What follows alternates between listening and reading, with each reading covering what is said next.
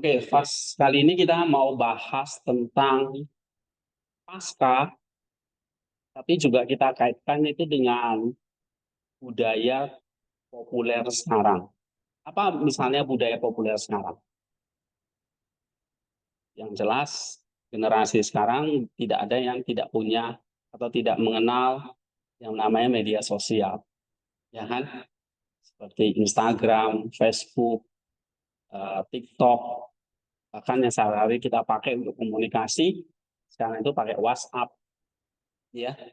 Nah, satu dekade ini perkembangannya sangat masif gitu. Lalu kita di sini yang belajar teologi ya dengan perkembangan zaman khususnya dalam hal-hal budaya populer seperti media sosial ini kita bagaimana kita menanggapinya ya.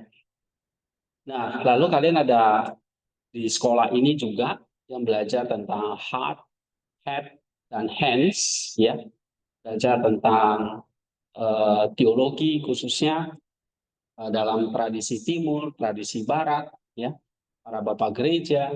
Nah, sebagai seorang mahasiswa yang kalian nanti akan menjadi pemimpin-pemimpin di gereja, ya, ataupun di berbagai organisasi dalam pelayanan dalam gereja, ya. Apa yang kalian akan pelajari atau apa yang akan kita singkapi ya? Saya akan share materi. Mungkin Alfi udah bagi ya. Nah, saya di judul Logos melawan algoritma. Oke. Ya, arah hidup manusia menurut Saint Maximus dalam terang Jumat Agung dan Paskah. Minggu ini kita dalam tradisi Timur itu Paskahnya Jumat Agungnya justru di minggu ini. Ya, jadi kita masih momen memperingati tentang Jumat Agung besok hari dan Paskah. Nah, saudara-saudara, rekan-rekan para dosen dan para mahasiswa yang terkasih, saat kita memasuki keheningan pekan suci, ya, kita diundang untuk merenungkan satu misteri yang terbesar yaitu iman kita tentang sengsara, wafat dan kebangkitan Tuhan kita Yesus Kristus. Ya, kemarin di kelas kita udah bahas tentang penderitaan atau sengsara Tuhan. Di balik itu apa pelajaran teologisnya? Ya, dia sengsara untuk apa? Menggantikan atau menyembuhkan kenikmatan kita. Dia wafat untuk menyembuhkan apa? Kematian. Ya, jadi dia sengsara untuk menyembuhkan hedon kita, kenikmatan kita. Nah, ini salah satu nanti kita bahas tentang algoritma. Ya, tentang budaya-budaya populer sekarang. Nah, wafat dia atau kematian dia untuk menyembuhkan upah dosa itu, maut itu. Dan kebangkitannya adalah satu bukti bahwa dia bisa memberikan kemanusiaan yang baru. Kemanusiaan yang tidak akan bisa ditelan lagi oleh kematian. Ya, jadi ini satu bukti bahwa Tuhan kita itu bisa mengalahkan maut dan memberikan kita hidup yang kekal yang tidak akan mati lagi. Tapi di tengah-tengah ini, bagaimana kita dapat sungguh-sungguh menghayati misteri ini di tengah dunia yang bising, ya, di dunia yang terus-menerus menarik perhatian kita. Oke, nah saya juga termasuk pergumulan saya, pergumulan kita semua ini. Ya, kita hidup di zaman yang tadi saya katakan budaya-budaya populer, zaman yang unik, zaman media sosial, ya, di mana realitas pengalaman kita itu semakin dibentuk, divalidasi. Jadi kamu menjadi seperti ini itu nggak lepas dari validasi-validasi budaya, termasuk misalnya ini budaya gadget ini, oke, ya, dan bahkan kita cenderung disalibkan oleh algoritma. Algoritma di balik itu adalah bahasa pemrograman di balik Instagram, TikTok yang kita main setiap hari. Bahasanya itu adalah algoritma. Ya. Nah, kita semakin bising, kita semakin dibentuk oleh algoritma itu. Oke, setiap kali kita membuka media sosial, sebuah kekuatan tak terlihat sedang bekerja. Ya, yaitu algoritma yang dirancang untuk memahami kita. Jadi kamu misalnya klik tentang sepatu ini, kamu mau beli sepatu ini. Nanti algoritmanya sudah tahu, oh kamu lagi mencari sepatu. Begitu kamu scroll media sosial itu, di situ semua info-info tentang sepatu akan muncul dan kamu akan terdorong untuk mencari tahu lebih dalam dan akhirnya terpancing dan kamu membeli. Misalnya walaupun uang kita pas-pasan, misalnya gitu. Ya. Jadi kita sedang apa? Kita kalau tanpa kita sadari ataupun kita sadari ada satu kekuatan yang tidak kelihatan itu sedang bekerja. Algoritma itu yang dirancang untuk membentuk kita. Jadi dia menyajikan konten yang memperkuat keyakinan kita, memuaskan hasrat sesaat kita, dan bisa membangun seperti makam realitas yang nyaman namun terisolasi. Ada nggak di sini yang main media sosial itu tunjuk-tunjukkan ke orang? Enggak. Kita lebih sukanya menyendiri. Ya, kita nggak mau orang tahu kita lagi scrolling apa, rahasia. Nah, itu yang ibarat itu kayak kita membangun tanda petik makam, ya, yang membuat kita terisolasi. Nah, inilah budaya populer dengan segala tren dan produknya. Inilah satu manifestasi paling kuat dari dunia ini sekarang ini. Ya, ada yang main tuh sampai lupa makan, lupa tidur, lupa belajar, dan semuanya lupa segalanya. Oke, dalam terang Jumat Agung ini kita bisa melihat budaya algoritma ini adalah satu bentuk sebetulnya seperti penyalipan yang modern. Ya, dia menyalipkan kebenaran dengan menggantinya dengan popularitas. Nah ini dia. Dia menyalipkan komunitas sejati yang harusnya saling berinteraksi, sekarang diganti dengan koneksi yang dangkal. Ya, anak-anak sekarang kamu lihat, kalau mereka kumpul ya misalnya di mall makan, ya mungkin 80% isinya cuma mereka sibuk sendiri dengan gadgetnya. Ya 20% ya cuma hanya ngobrol singkat gitu. Terus mereka katanya udah jalan bareng, padahal nggak ada koneksinya. Ya, dia menyalipkan keheningan yang diperlukan untuk mendengar suara Tuhan dengan kebisingan notifikasi yang tak berkesudahan. Apalagi di handphone kita ya, kita terlalu sangat terpengaruh dengan notifikasi. Nah, disinilah saya mengajak kalian para mahasiswa di sini untuk kembali belajar para hikmat ya, para bapak gereja yang mempunyai hikmat. Secara khusus ya kita mau mendalami pemikiran Saint Maximus, sang pengaku iman, ini jadi pemandu kita ya untuk berjalan dalam Jumat Agung atau Paskah ya, budaya algoritma menuju Paskah dalam Paskah kebangkitan dalam Kristus. Oke. Jadi di sekolah ini kalian melihat bagaimana doktrin teologi yang agung seperti Paskah ini bisa membuat kita juga mengatasi ya tantangan-tantangan atau relevan dengan kehidupan yang real. Kemarin saya dapat info dari seorang rekan dosen kita, dia bilang dia ibadah Jumat Agung nih, ibadah Paskah nih, tetapi tidak relevan sekali dengan Jumat Agung dan Paskah. Malah yang dibahas tentang tanaman, ya, dibahas tentang green product. Jadi jemaat datang ke gereja mau memperingati Paskah, tapi khotbahnya tentang tanaman, tentang tumbuhan, ya, tentang produk hijau.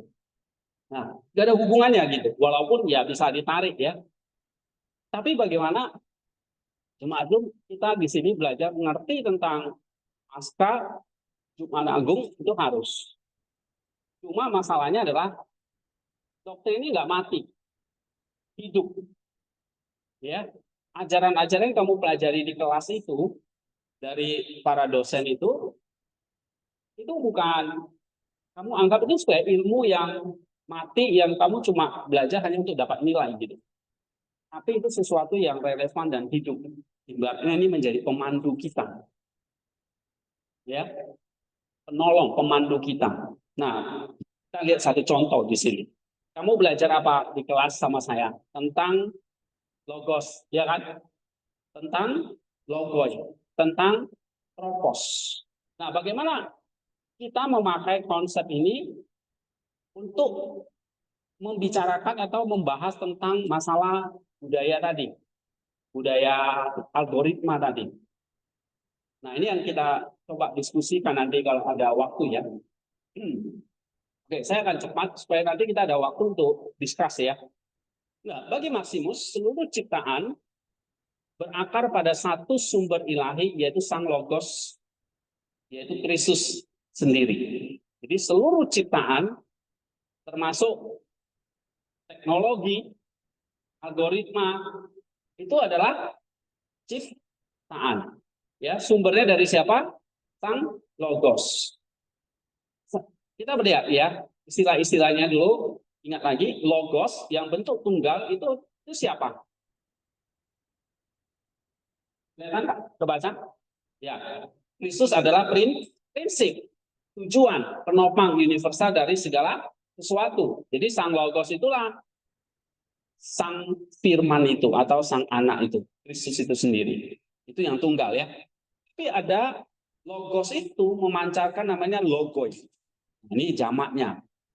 Itu artinya setiap ciptaan memiliki logos atau rancangan ilahi di dalamnya. Tadi pada ini saya katakan, manusia ciptaan bukan? Ciptaan. Lalu manusia bisa memproduksi seperti ini, handphone. Ini ciptaan bukan? Ciptaan.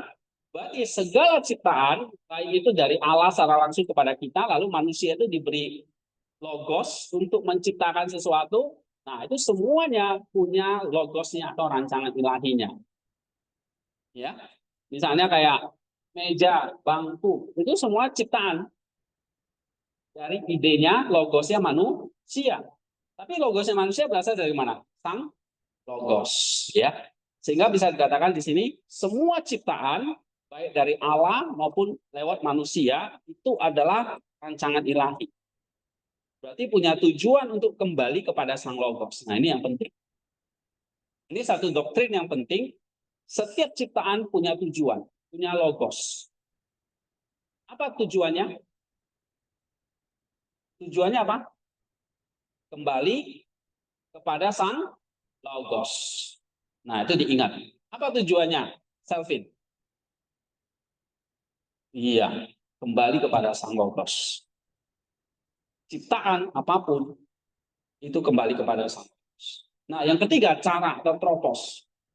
Ini adalah konsep kuncinya. Tropos itu artinya apa? Cara atau modus bagaimana kita mewujudkan logos kita. Mewujudkan, mencapai tujuan dari logos itu. Kita memiliki kebebasan untuk memilih tropos yang selaras atau berlawanan dengan tujuan ilahi. Nah, disinilah tropos itu diberi oleh Allah supaya menjalankan yang namanya kehendak bebas itu. Jadi tropos itu satu manifestasi dari kita memakai kehendak bebas. Cara atau modus bagaimana kita mewujudkan logos itu. Ya. Nah, ini tiga ini saya harap kalian mengerti logos, logoi, dan tropos. Oke? Kemudian saya akan langsung bahas tentang Jumat Agung ya. Nah, jika kita menggunakan kerangka Maximus, kita bisa melihat ini budaya algoritma yang tadi saya ceritakan ya. Kita seperti ditawan atau disalib oleh algoritma ini adalah satu partisipasi dalam penyaliban Kristus Sang Logos. Nah, algoritma menggantikan logos dengan sebuah preferensi. Maksudnya begini, algoritma itu tidak peduli dengan logos, tujuan ilahi hidup Anda, hidup kita. Ya, algoritma itu hanya peduli pada preferensi kamu, kesukaan kamu, kemauan kamu, kehendak kamu. Ya, algoritma itu nggak bisa bertanya begini, apa yang baik untuk jiwamu, itu nggak bisa. Algoritma itu nggak bisa. Tapi dia akan membuat kita begini, apa yang akan membuat kamu terus mengklik.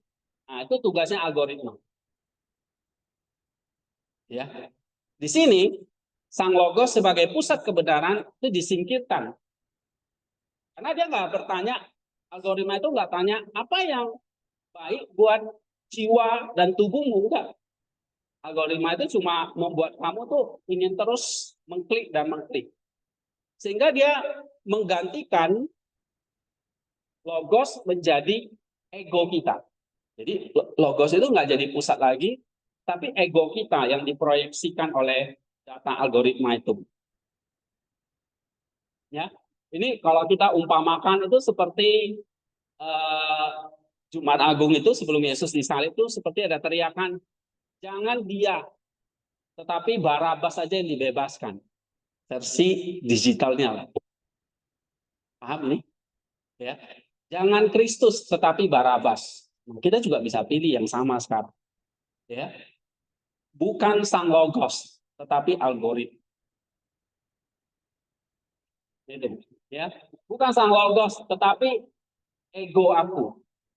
Kenapa? Karena algoritma itu kan mengikuti ego kamu. Kamu suka apa, dia akan kasih terus. Ya, dia akan membuat kamu terus menyukai dan tidak bisa lepas. Oke, itu yang pertama. Yang kedua, algoritma mendorong propos penyalipan diri, filautia. Nah, Maximus mengidentifikasi cinta diri atau filautia yang keliru itu sebagai akar dosa. Ya, jadi akar dari semua dosa kita itu ada kepada cinta diri. Nah, budaya algoritma adalah mesin raksasa yang memupuk filautia. Itu dia. Dia menciptakan sebuah dunia versi kamu, di mana kamu jadi pusat.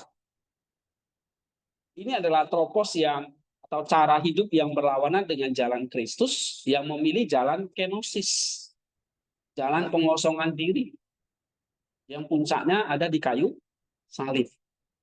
Nah, algoritma justru menawarkan mahkota kemuliaan diri. Nah, padahal kamu duduk di gereja lagi ibadah Jumat Agung, tapi secara tidak sadar kita itu disalibkan oleh algoritma kita. Yang kamu tonton itu Jumat Agung. Nah, ini ironis sekali. Ya.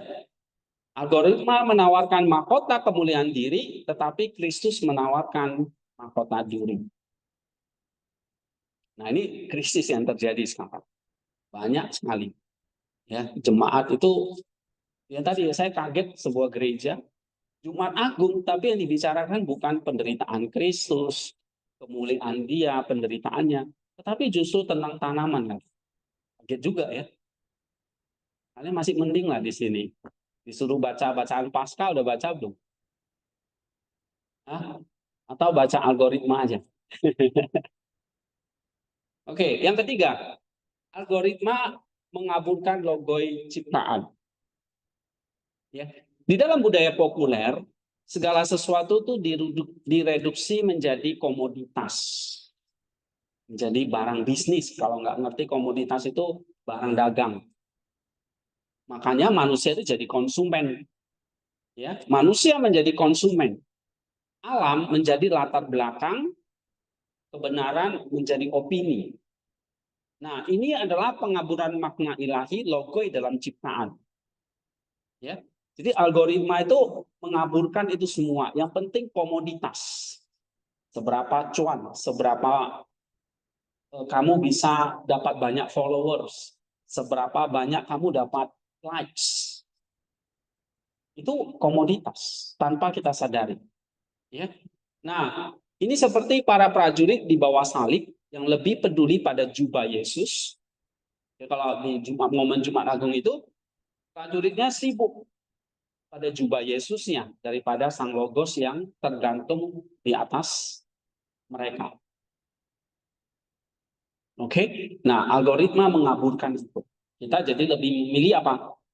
Memilih diri kita, lebih memilih popularitas diri kita, komoditas kita, apa yang kita bisa jual, ya, daripada Yesus.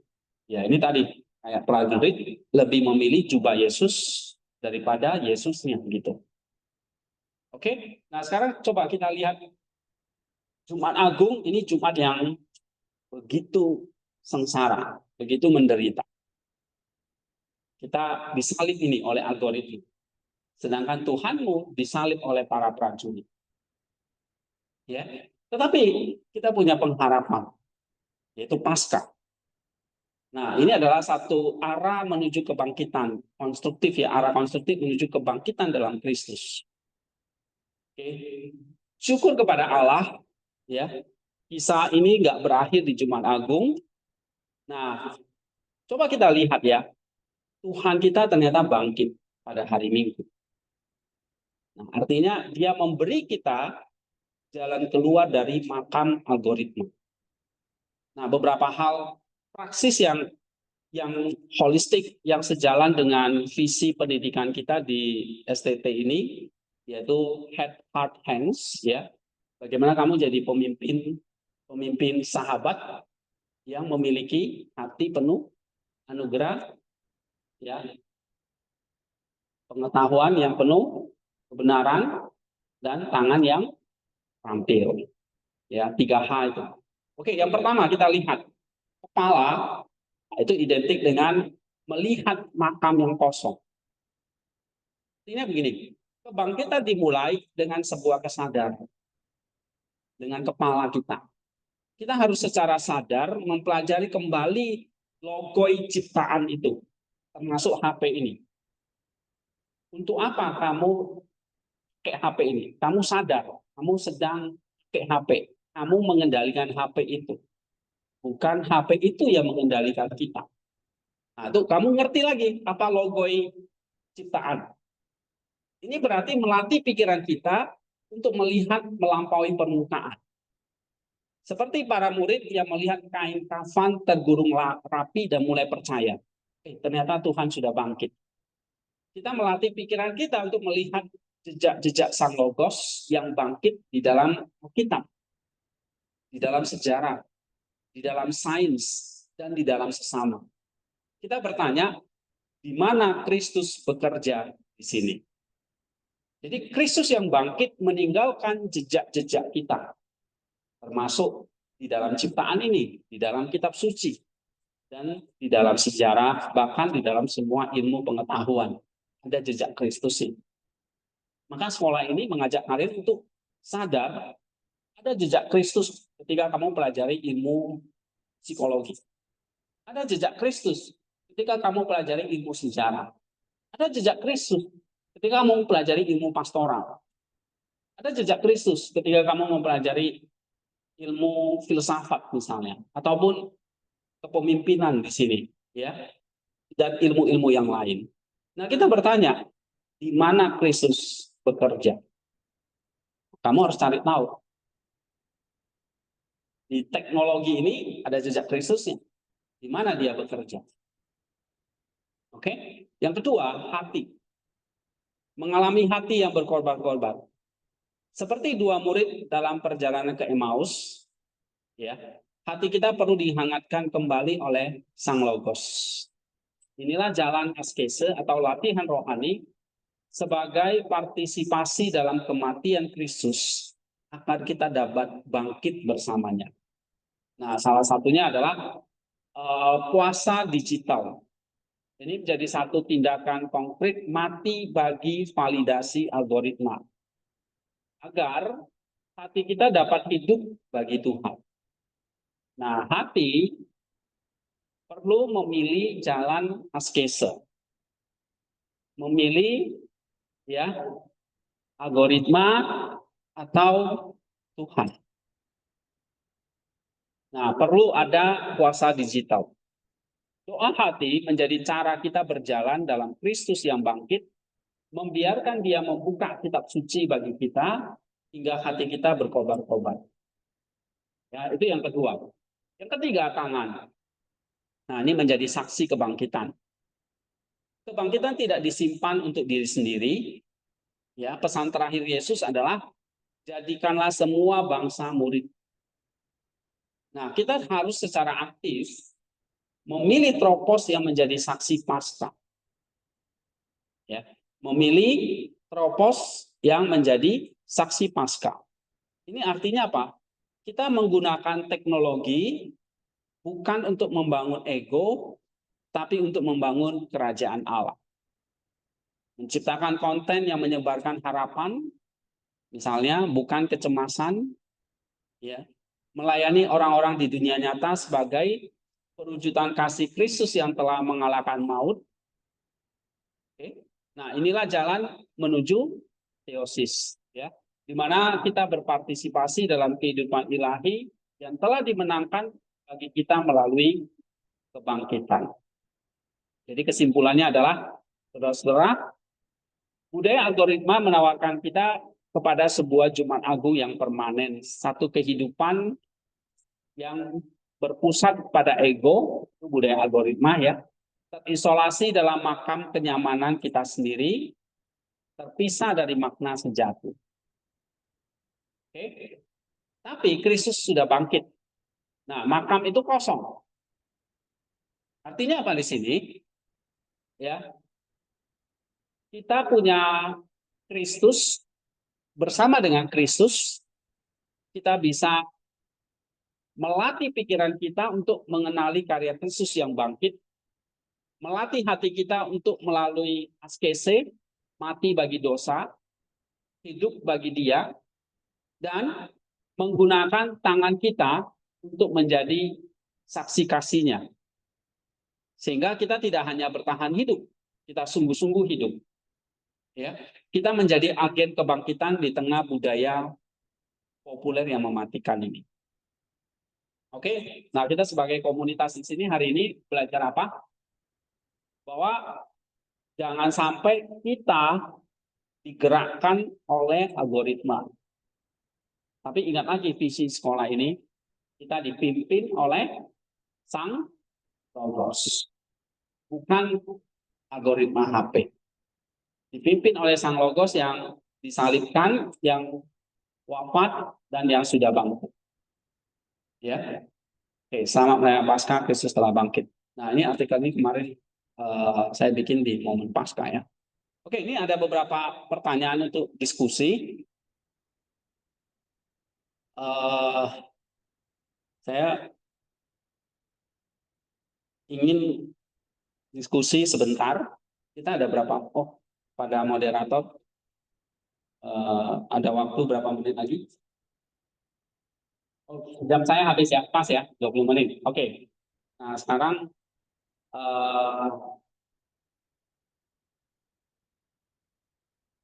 saya ada pertanyaan untuk diskusi nih, atau kalian mau tanya jawab dulu atau gimana? Mungkin langsung diskusi aja ya. Boleh? Ya. Diskusi berapa menit? Moderator. Kita masih ada 20 menit ya. Oke. Nah, 20 menit, mungkin 10 menit buat diskusi, 10 menit untuk sharing ya. Sharing hasil diskusinya. Ya. Ini beberapa pertanyaan, ada berapa kelompok? 1, 2, 3. Jadi untuk kelompok head ada 3 pertanyaan. Jadi pertanyaan 1, 2, 3 ya. Pertanyaan pertamanya di mana ini ya. Ini yang nomor 1. Saya cepat dicatat aja. Kayak nanti ini kategori head dulu.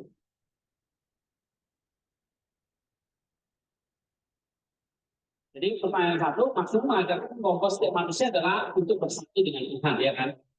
Nah, kebaliknya, tujuan algoritma itu kan untuk memaksimalkan engagement, perhatian dan waktu kita tersita gitu kan.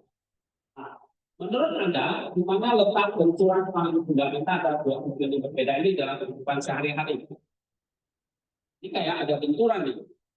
Ya kan? Kalau kamu belajar geologi, belajar Maximus, pokoknya kan bersatu dengan Tuhan, bukan dengan yang lain. Nah, sementara sehari-hari kita nggak seperti itu kenyataannya. Ya, kita nggak mengakali Tuhan, kita nggak punya hati tadi berkobar-kobar untuk Tuhan.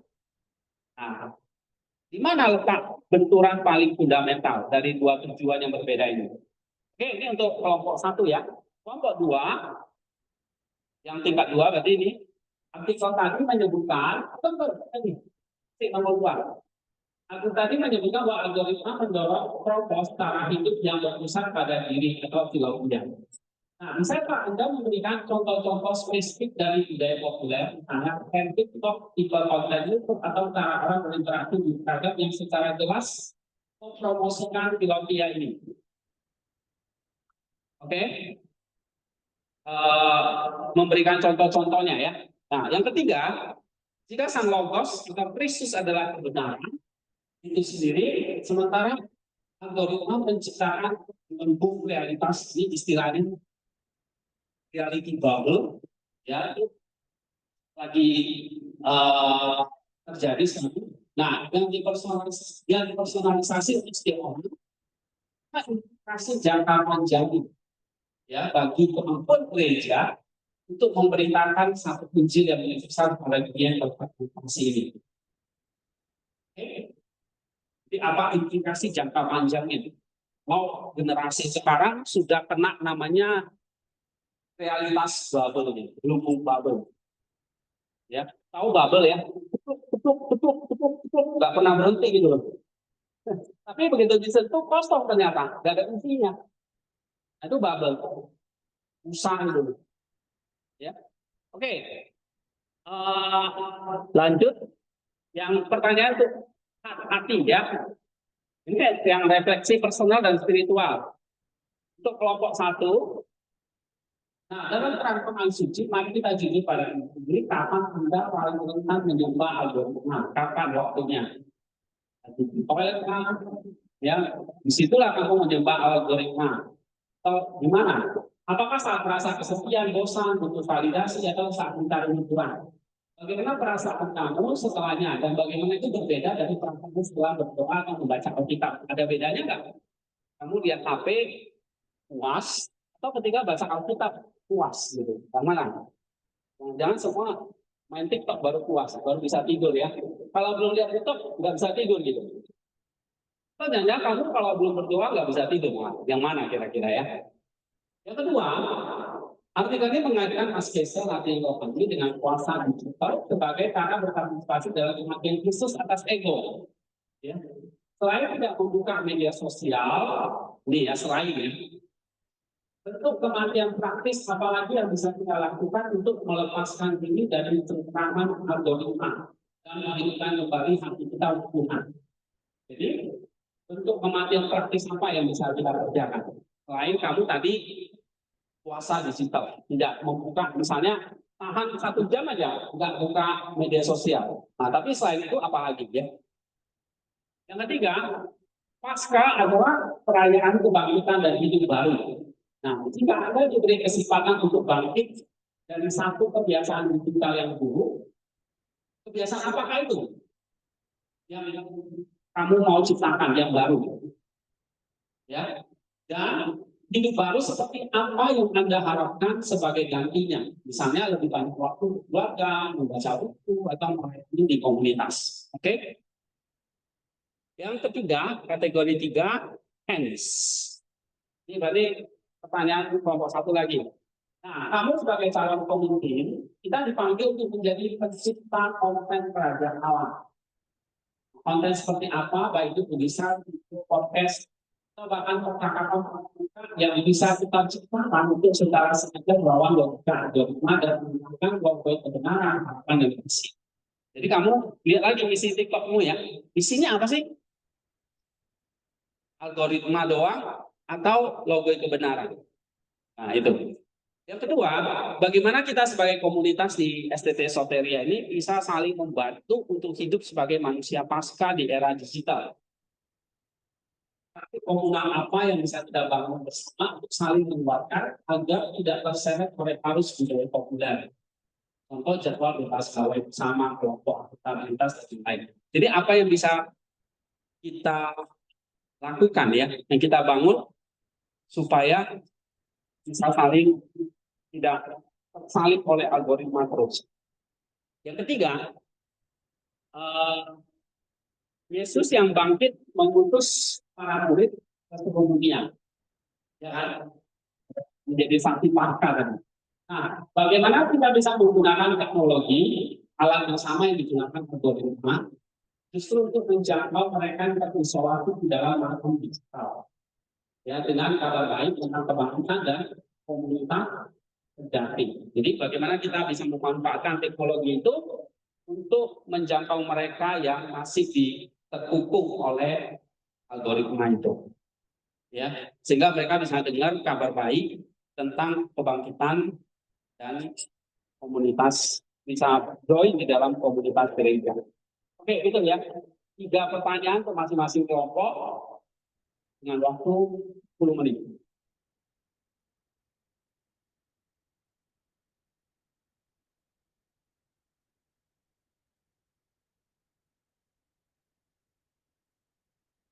Ini yang head dulu, bisa? Coba, Artin. Ya, Ibu Rina bisa. Nah, ini kebanyakan kayak nah, ya. Kalau enggak ya bagi 2 aja yang cowok. Itu dinyalain dong.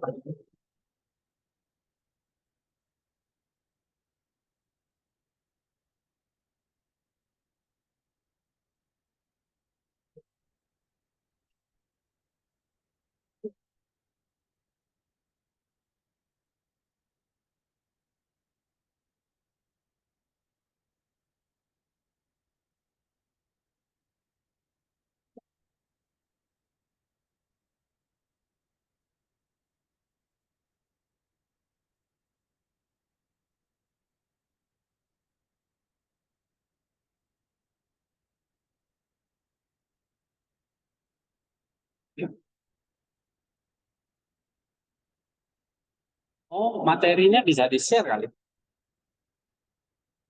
Hah? Di-share di grup, di warga aja. Jadi bisa dibaca. Kan PDF kan? Nah,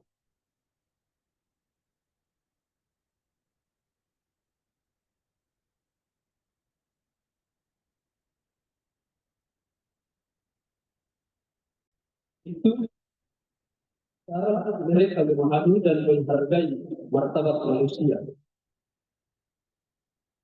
Ada yang pertama, penggunaan teknologi. Itu benturan. Yang dimaksud dengan benturan itu dalam kehidupan sehari-hari itu. Yang pertama itu penggunaan teknologi. Yang kedua, mengabaikan nilai-nilai kemanusiaan. Yang ketiga, mengabaikan privasi individu. Jadi logos dari 2 pandangan ini terletaknya benturan dalam logos itu.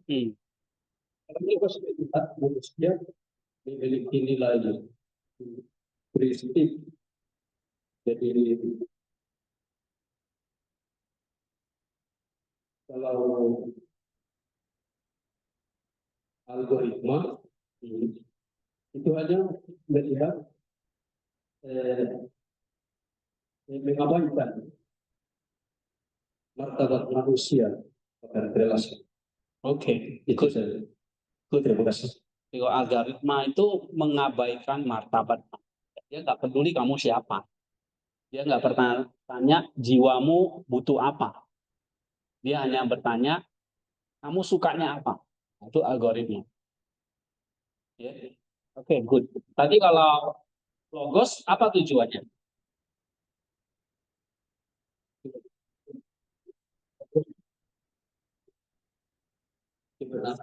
Kalau itu kepada manusia. Iya, jadi logos menuntun manusia kepada Allah, ya, dengan kebenaran ini. Good. Jadi tujuannya kita teosis. Tujuannya adalah kembali kepada sang logos. Kalau algoritma tujuannya kembali kepada apa? Dirimu sendiri. Ya, itu jelas sekali perbedaannya. Oke, good. Yang kedua, kelompok ini, silakan.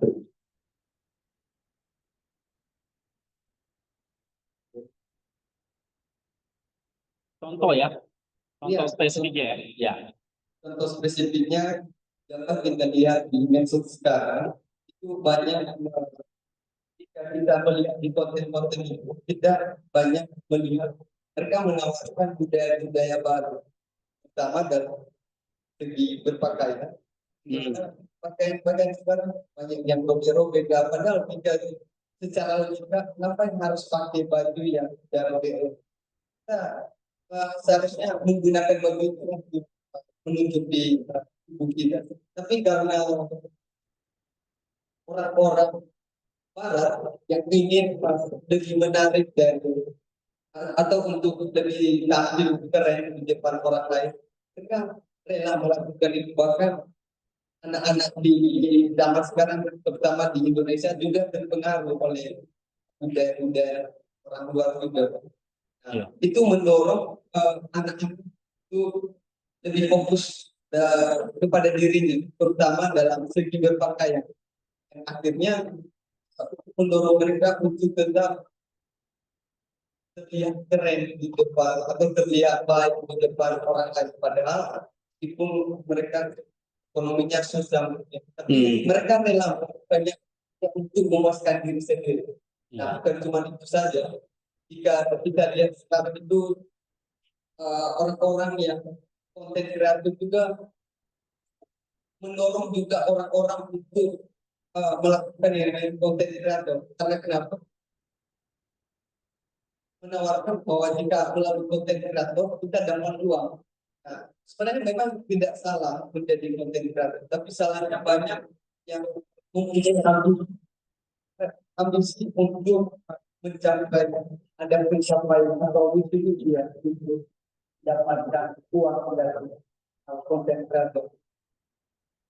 Ada orang-orang rela melakukan apapun, bahkan ada jika kita lihat di konten itu ya, walaupun terlihat jelek, ada yang goyang-goyang, ada yang cowok jadi cewek, bahkan bukan kalau jika kita lihat ada yang membuat konten mereka berbaca itu. Wah, berarti ini kamu udah survei ini, udah buka tempat. Tapi kan sedang keren lagi keren.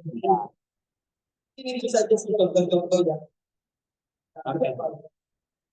Bagus. Ya, banyak lah ya, contoh pakaian lah, relasi yang nggak sehat ya, eksploitasi bagian-bagian tubuh. Oke. Mungkin dulu ada sering istilah POV itu nggak? Ngerti nggak tuh? Point of view ya, POV ya. Nah, POV itu apa maksudnya itu? POV, kamu, iya, kamu kencan sama aku gitu. Ya, POV, kamulah karakter utamanya misalnya gitu. Jadi seringkali sifatnya itu hiburan, tapi sebetulnya menjadikan kamu yang penting kamu keren. Nah itu pop-pop itu hati-hati ya. Oke, good, thank you. Yang ketiga,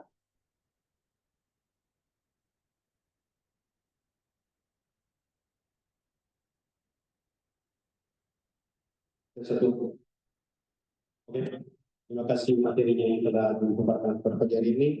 Dan kami telah berdiskusi dan kami akan mencoba menjawab pertanyaan dari yang ketiga itu. Di mana jika sang logos kebenaran itu sendiri sementara algoritma menciptakan belum realitas.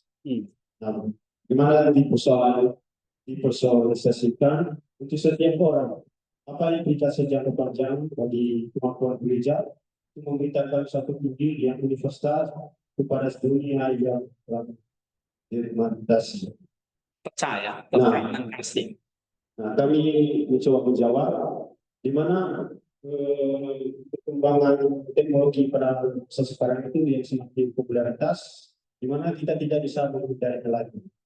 Namun kita bisa memanfaatkan algoritma, di mana kita bisa memanfaatkannya untuk melakukan hal-hal kebenaran seperti menyatakan kasih kepada sesama melalui sosial media atau TikTok, Instagram, kita bisa memanfaatkannya di situ. Nah, apa implikasinya bagi kita? Ini bukan hanya implikasi bagi gereja yang beribadah di dalam gereja tersebut, tetapi ini bisa mencakup universal. Ini bisa mencakup universal, di mana orang-orang yang di luar sana juga bisa diberkati oleh video-video seperti melakukan hal-hal benar seperti keadilan, seperti memanjatkan kasih dan kemudian tinggi.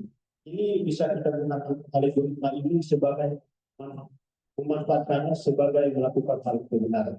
Demikian. Ya, itu kayaknya oke deh. Mungkin kayak pertanyaan untuk kelompok ini justru ya. Ya, jawabannya untuk kelompok ini ya. Oke, nggak apa-apa. Implikasi itu maksudnya apa dampaknya kalau algoritma itu terus menguasai kita ya. Ya, dampaknya ya misalnya Injil yang mengatakan tentang kebenaran, satu kebenaran itu sekarang ya dilihat bukan lagi. Kebenaran itu tergantung algoritma masing-masing gitu. Nah, jadi terjadi fragmentasi kebenaran ya. Nah, kemudian kan kalau algoritma ini kan kita kan jadi diajarkan kita jadi sulit mendengar gitu. Ya, kita hanya mau mendengar apa yang ingin kita dengar kan. Nah, itu implikasinya jadi kita menciptakan jemaat yang sebetulnya mau kasih pesan Injil apapun, kalau nggak sesuai selera mereka, mereka nggak mau dengar. Nah, ini salah satu masalah yang terjadi ya, gara-gara algoritma. Wah, ini pendeta khotbahnya nggak menarik misalnya. Nah, jadi kita nggak mau dengar lagi. Ya, yang ketiga ya kita algoritma itu kan menciptakan kita apa ya tertutup gitu ya. Nah, sementara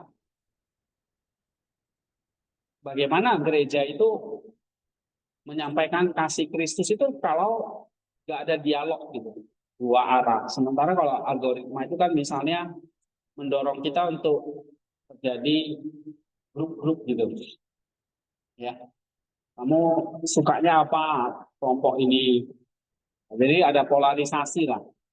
Nah, dan itu bisa terjadi benturan, ya. Nah, itu mungkin salah satu kesulitan kita nanti di dalam kita berdialog. Misalnya itu ya. Jadi implikasinya itu kayak eh, masalah kebenaran itu sulit disampaikan, orang sulit mau mendengar, ya, sulit berinteraksi dan sebagainya. Itu misalnya implikasi jangka panjang algoritmanya. Oke. Nah, untuk pertanyaan-pertanyaan lain ya eh, waktu kita udah habis ya, Bu moderator. Oke, jadi kita nggak bisa discuss lagi. Tapi saya ada bikin beberapa jawaban nanti saya bagi sama kalian ya. Eh, sebagai penutup intinya adalah eh, hari ini kita mau belajar untuk bagaimana kita bisa memperhatikan dan mewaspadai tentang budaya, salah satu budaya populernya itu budaya algoritma ini. Hati-hati ya, kita bisa dikuasai oleh tanpa kita sadari kita bisa dikuasai oleh algoritma itu. Nah, ingat lagi kembali lagi tentang logos ciptaan itu. Ya. Oke, terima kasih. Semangat. Oke, terima kasih untuk materi yang berikan aplaus untuk teman-teman sudah sampai pada penghujung acara kita. Kita akan menutupinya, saya serahkan kepada Pak Menteri, membawa kita ke dalam doa, dan jika ada penutupan dan